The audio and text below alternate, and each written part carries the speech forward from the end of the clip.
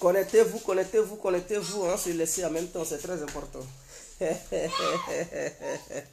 L'incontournable. L'incontournable. Mettez-vous en ligne, chers parents, chers amis, chers frères. Mettez-vous en ligne, mettez-vous en ligne, mettez-vous en ligne, mettez-vous en ligne. On va se laisser, c'est très important. Chers amis, chers frères, j'espère que vous êtes là. J'espère que vous êtes là. Connectez-vous. Connectez-vous, connectez-vous, connectez-vous. On se laisse en même temps. En même temps, mieux. Connectez-vous, on se laisse en même temps, mieux. L'incontournable. L'incontournable. Mettez-vous en ligne, chers parents. Et n'hésitez surtout pas à vous abonner. Abonnez-vous et donnez mes étoiles. Voilà, il y a fin d'année qui arrive. Donc, ceux qui aimeraient bel et bien donner des dons pour entrer dans la nouvelle année avec une grâce abondante, n'hésitez surtout pas à le faire. Dieu va vous bénir et vous allez rentrer dans la nouvelle année avec une très grande grâce. C'est très important. Donc, donc, sans trop tarder, je vais vite faire le petit direct de 5 minutes. Bonjour, bonjour à tous et à toutes. Pour tous ceux qui ne me connaissent pas, je suis l'incontournable guerrier complet tout terrain. L'homme dont on parle, l'homme qui n'a pas fourré aux yeux, l'homme qui ne mange pas ses mots. Vous pouvez aussi m'appeler devant la vie. L'homme n'est rien. Gouverneur italien, docteur Modon, appelez-moi boum boum. Laisse-moi mourir 5 heures. Plein droit, El Padrino, Camarides ou la Moudia. Alors nous voilà à nouveau devant cette caméra pour nous dire les vérités les plus importantes de la Côte d'Ivoire. Je dis bien les vérités les plus importantes de la Côte d'Ivoire. Ça blesse. Ça fait couler les larmes. Mais ça ne casse pas les yeux. Je dis, cette vérité blesse. Elle fait couler les larmes, mais elle ne casse pas les yeux. Pourquoi je le dis? Je le dis parce que il est très important qu'on se dise la vérité.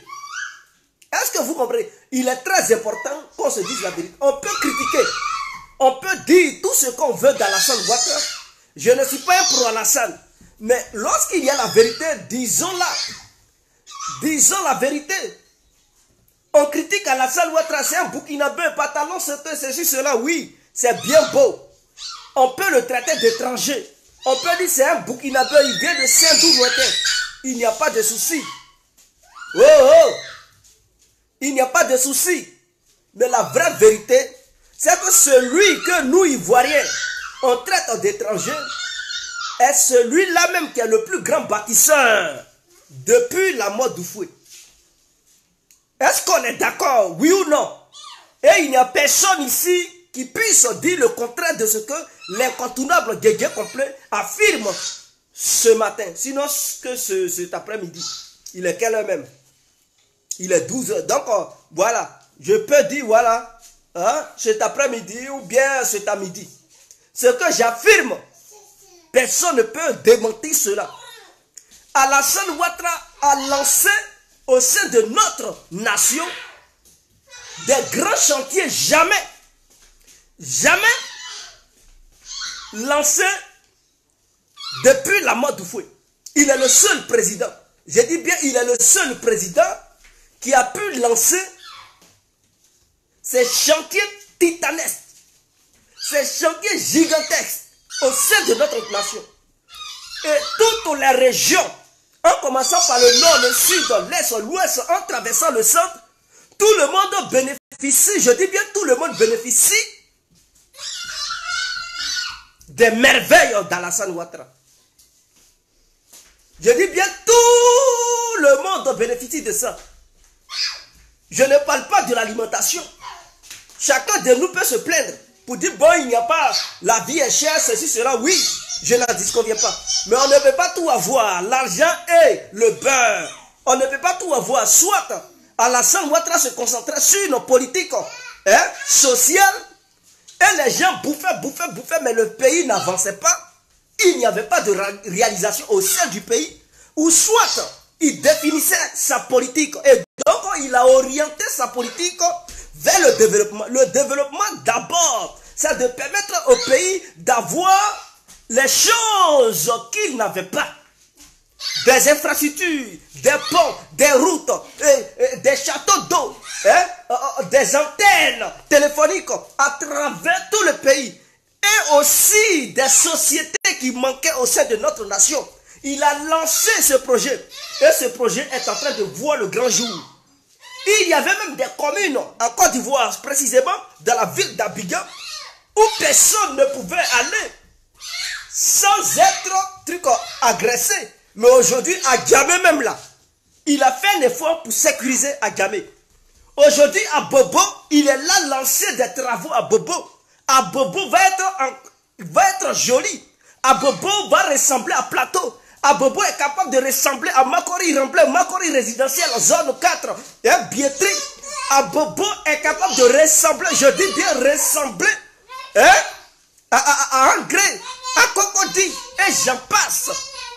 Il est là lancé des travaux à Bobo. Et bientôt, il va développer à Djamé. Il faudrait que la capitale de la Côte d'Ivoire, Abidjan, ça soit bien nettoyé.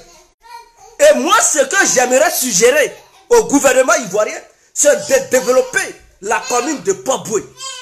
Oui, la commune de Port-Boué devrait être la magnifique de toutes les communes d'Abidjan. Parce que non seulement Port-Boué est stratégique, Port-Boué fait face à la mer.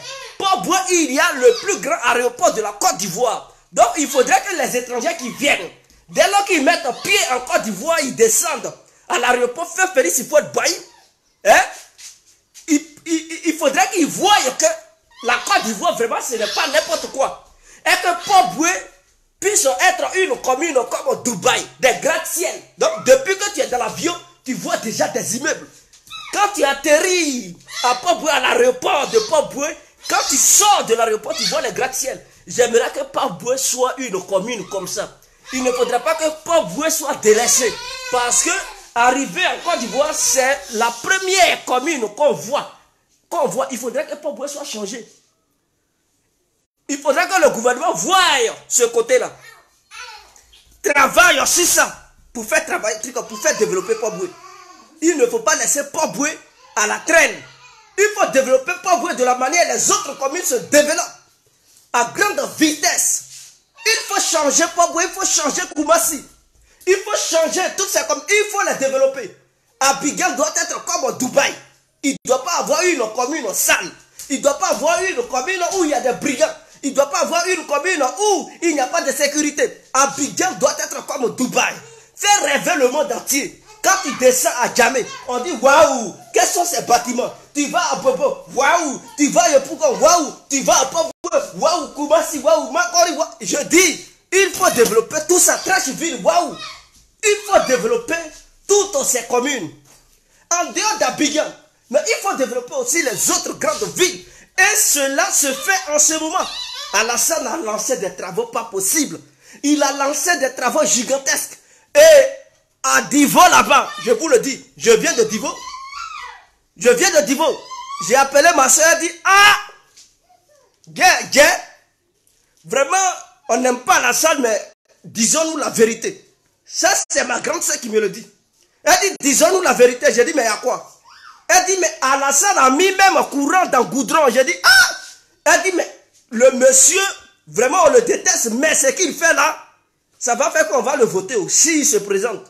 J'ai dit, ah, tout dépend de toi. Elle dit, ah, il travaille. Voici ce que ma grande soeur me dit.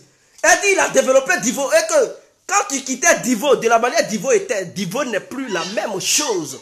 Divo n'est plus cette ville-là que tu avais quittée. Divo a changé complètement. J'ai dit, en bon, elle dit, oh, que même si tu vas au plateau, parce qu'à Divo, il y a un quartier qu'on appelle plateau. Elle dit, tu vas là-bas, c'est comme à Abidjan.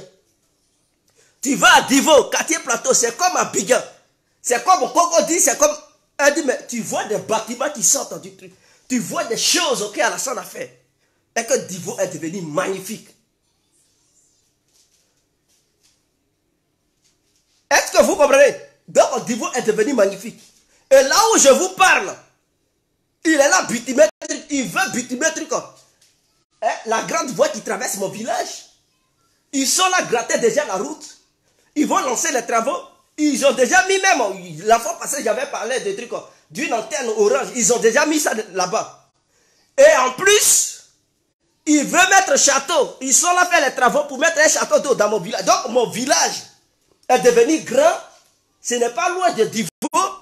Donc, c'est un village qui est proche de Divo, mais qui commence à se développer à une vitesse exponentielle, à une vitesse de lumière. Donc, ce village devient une petite ville. Et je suis convaincu que d'ici 5 ans, des gens qui étaient à Divo là, ils vont courir pour aller dans mon village. Ils vont vouloir construire là-bas. Ils vont vouloir parce que le village ne fait que s'agrandir. Et donc, tout ce dont une ville a besoin pour être une ville, ça va au village là-bas. Il y a goudron. Goudron là, d'ici 2024, le goudron va être prêt. Il y a déjà un truc comme des antennes mobiles. Des antennes pour avoir le réseau partout. Château d'eau. Il y a déjà l'électricité. Mais il manque encore quoi? Ah, il faut créer une université peut-être. Ou bien un collège dans le village. Oui. Et puis c'est fini. Ça devient un village moderne. Ça devient une ville. S'il y a collège là-bas, c'est fini.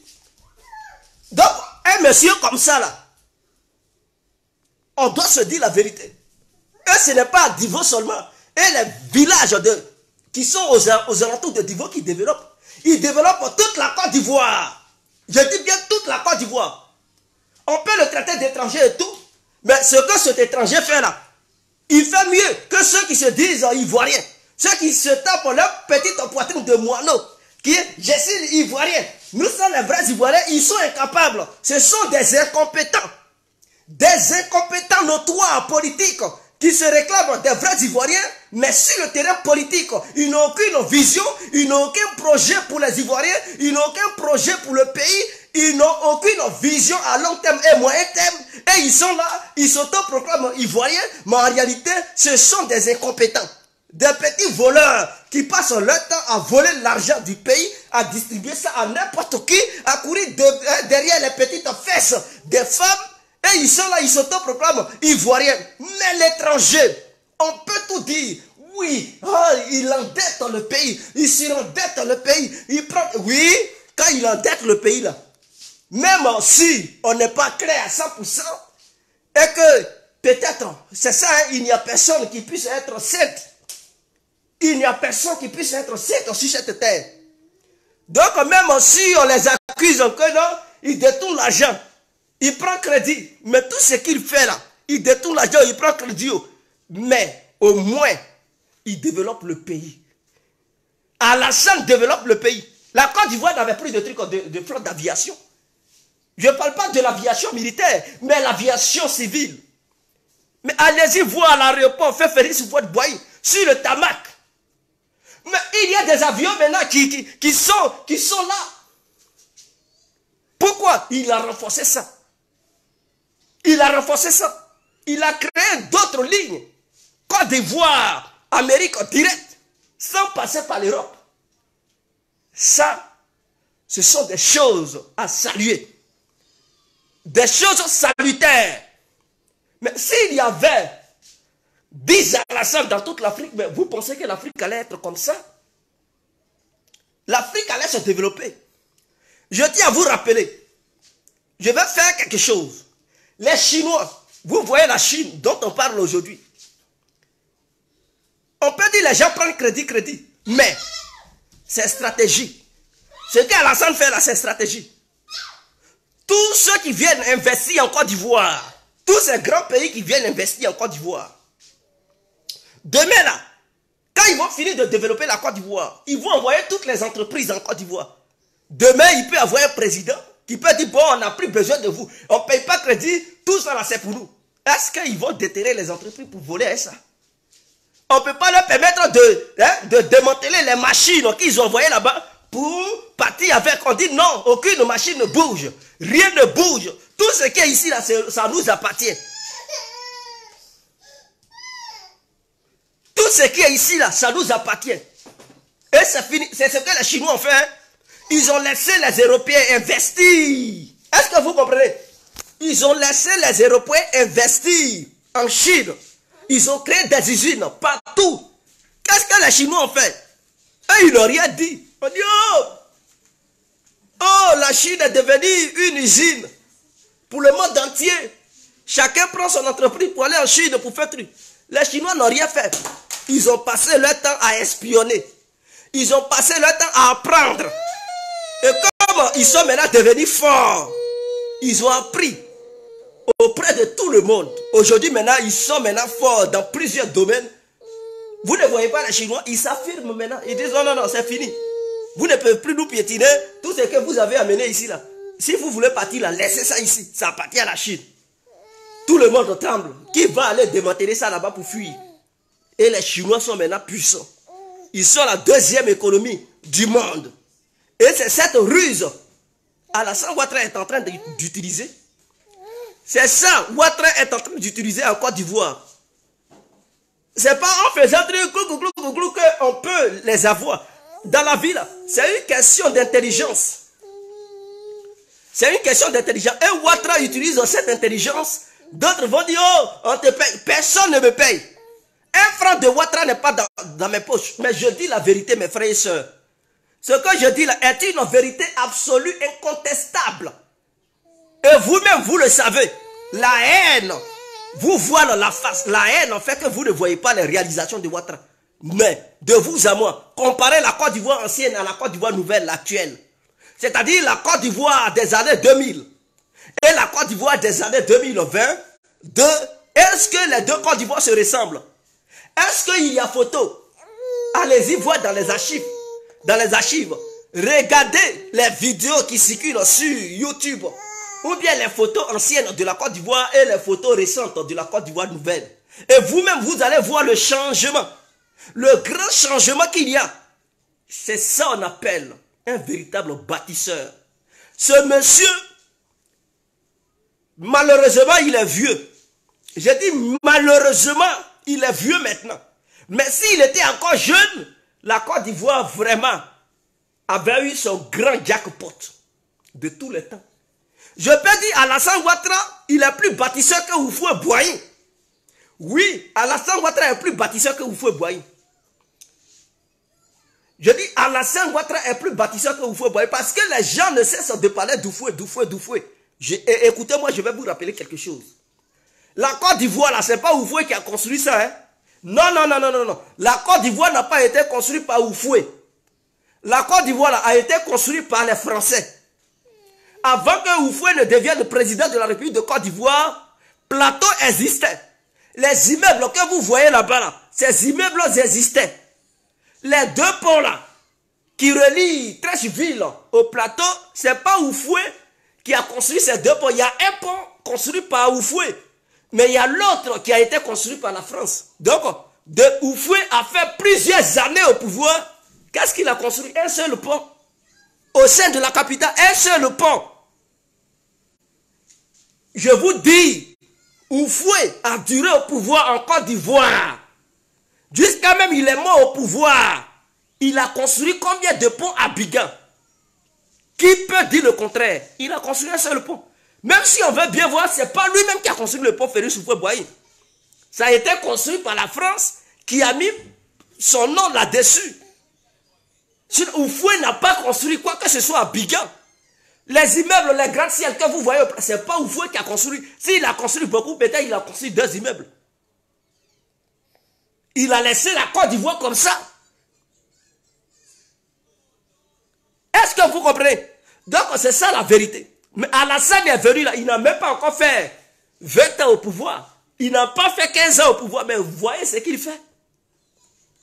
Il n'a pas encore fait 15 ans au pouvoir. Vous voyez ce qu'il fait? Des ponts partout. Il a même réalisé assez de choses au coup Houphouët-Boigny.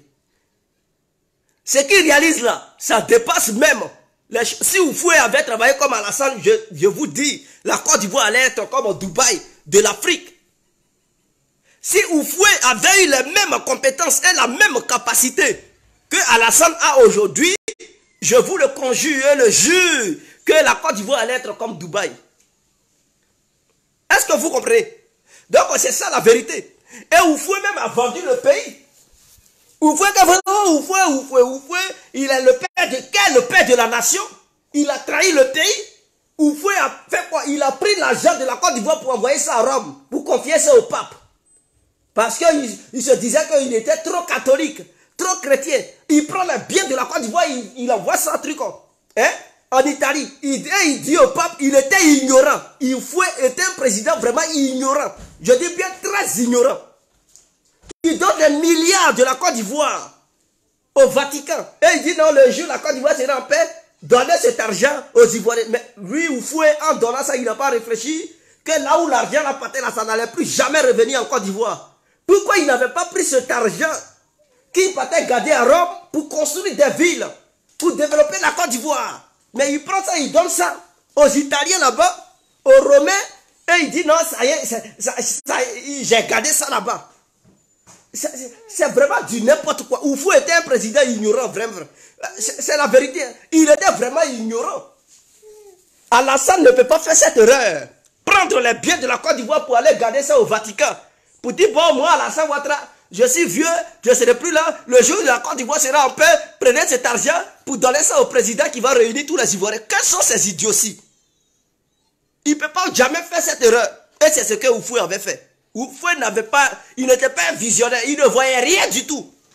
Lui, il était là, c'était un gogol qui était au pouvoir, qui se faisait diriger par la France, de Gaulle, et il faisait ce qu'on lui demandait de faire.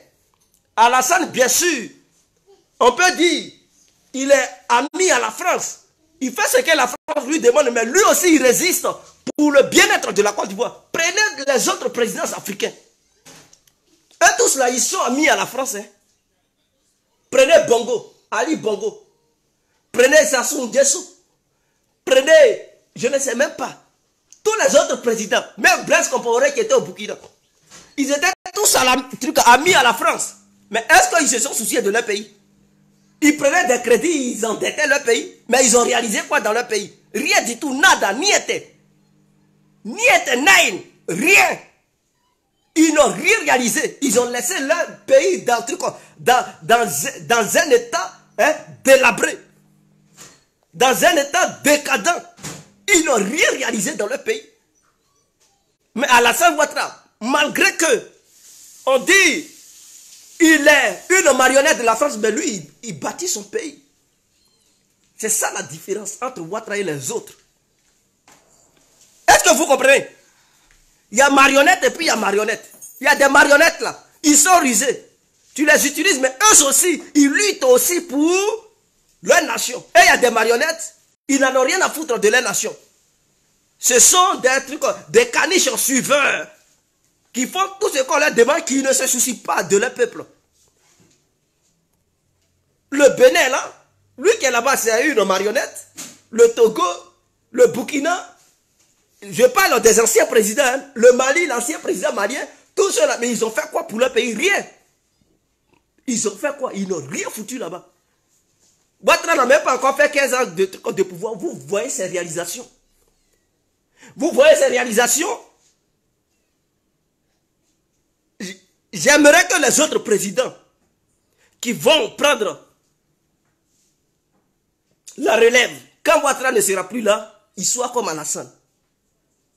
Quand je dis ils soient comme Alassane, du bon côté d'Alassane. Ils n'ont qu'à prendre le bon côté d'Alassane.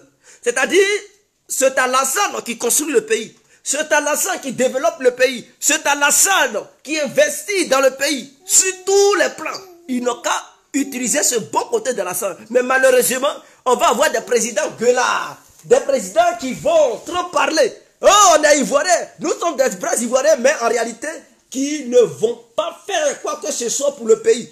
Et ils vont laisser le pays là où Alassane va laisser le pays là. De la manière quand Oufou était mort, au moment où le pays était resté, c'est comme ça. Bédier n'a rien foutu, Gbagbo n'a rien foutu, Gueye n'a rien foutu. Ils étaient tous des gueulards. Oui, Gbagbo, il est bêté. Je suis aussi un bêté. Un côté bêté, un côté dièse. Je reconnais. Mais la vérité là, c'est que Gbagbo n'a pas été à la hauteur. Il n'a jamais été à la hauteur et il n'était pas à la hauteur. Il avait donné des pouvoirs à Blé Goudé. C'est incompétent. Un jeune parvenu qui est venu de nulle part, à qui il avait donné tout pouvoir, qui gueulait dans les oreilles des Ivoiriens. Il pensait que c'est dans l'histoire de trucs de gueuler que la Côte d'Ivoire allait se développer. Des discours à n'en point fini. Des sorbonnards dans les rues de la Côte d'Ivoire. Et ils n'ont rien foutu. Ils n'ont jamais été capables de sécuriser le pays. Ils ont laissé le pays se faire envahir. On peut accuser Alassane Ouattara et tout. Mais c'est parce qu'il a été intelligent. Parce que le pouvoir là, quand on lutte là, ça s'arrache. Hein? Et tous les coups sont permis en politique pour prendre le pouvoir. Je vous le dis aujourd'hui. Quand on fait la politique, tous les coups sont permis. Même aux États-Unis là. Tous les coups sont permis là-bas. Je vous parle du président John Kennedy. Ils n'ont pas hésité à lui mettre une balle dans la tête. Est-ce que vous comprenez? Donc, même aux États-Unis où on dit démocratie, là, tous les coups sont permis. En politique, tous les coups sont permis. Quand tu prends le pouvoir, là, il faut t'attendre à tous les coups. On peut te buter, on peut faire coup d'État contre toi, on peut faire une rébellion contre toi. Et donc, quand tu deviens président, la première chose à faire, c'est de sécuriser et voir si le pays tient réellement sur ses pieds. Si réellement la défense du pays est garantie. Suite à ça, tu cherches maintenant à investir. Laurent Gbagbo n'a pas fait ça. Il était incapable de le faire. Il a été incompétent dans ce domaine. Il a été incompétent dans ce domaine. Et vous voulez quoi? Vous voulez quoi? Non, rébellion. Oui, la rébellion. On peut indexer la rébellion parce qu'elle a tué des gens. Et ça, c'est déplorable. Mais Gbagbo, qui était le président, devrait s'attendre à ça. Et devrait empêcher cette rébellion parce que lorsqu'il prêtait serment, c'était pour garantir la sécurité et l'intégrité territoriale de notre pays, la Côte d'Ivoire, et protéger la vie des citoyens ivoiriens. Ainsi que ceux qui étaient étrangers qui vivaient en Côte d'Ivoire. Il ne l'a pas fait. Vous pensez que sous Ouattara, les gens n'ont pas tenté de le renverser? Ils ont tenté. Il y a eu même des mutins qui ont été manipulés. Mais il a su gérer le pays. Il a su les mater. Il a su sécuriser le pays. C'est ça on dit un visionnaire. Un président qui se soucie de la sécurité de ses concitoyens et l'intégrité territoriale de la Côte d'Ivoire. Il y a eu même des attentats. Des gens ont voulu déstabiliser l'armée. Mais l'armée a su réagir et a sécurisé le pays. C'est ça on dit quelqu'un dirige un pays. C'est ça.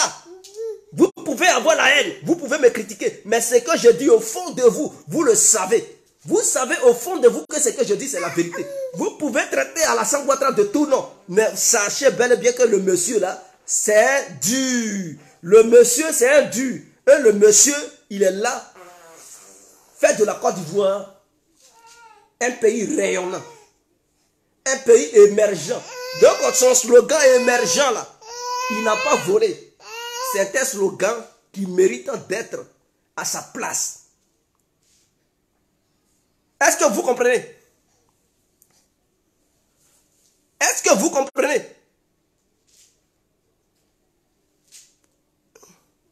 Voilà. Donc, merci, monsieur Khalil. Il dit la reconnaissance est une qualité d'homme. Et je suis reconnaissant envers ce que cet homme fait. Il y a eu plusieurs présidents en Côte d'Ivoire. Mon village, cette grande voie qui traverse Divo jusqu'à Fresco. Ils ont dit ils vont bitumer. Et des voyous, ils ont passé leur temps à bouffer l'argent. Ils n'ont jamais bitumé cette voie. Oh, on va envoyer une ligne téléphonique. Ils n'ont jamais fait ça. Mais avec Alassane Ouattara, les travaux sont là se réaliser en grande pompe. Un tel homme, même aussi, on dit c'est fier pour débat. On n'en a rien à foutre. De nos jours là, c'est celui qui fait ton affaire là. C'est lui que tu votes. Et vous verrez en 2025, en 2025, les régions, quand on disait que non, Laurent Gbagbo influencé ou Bédi influencé là, ces régions-là, il aura un changement profond. Ces gens-là vont voter le RADP. Mais j'espère que lui qui va être le futur candidat du RADP, il va être plus compétent que Ouattara. C'est-à-dire il va construire plus que Ouattara. Mais s'il est inférieur à Ouattara, ce n'est pas la peine de se candidater. Ce n'est pas la peine de se présenter. Il n'a qu'à rester là où il est. Parce que Alassane a mis la barre très haute. On veut des gens qui sont plus compétents que lui. On veut des gens qui peuvent mieux faire que lui. Et donc, le jour, il ne sera plus là. Lui qui va venir là, on espère qu'il va faire le double de ce que Ouattara est en train de faire. Merci infiniment. Bonne journée à tous et à toutes. Ciao.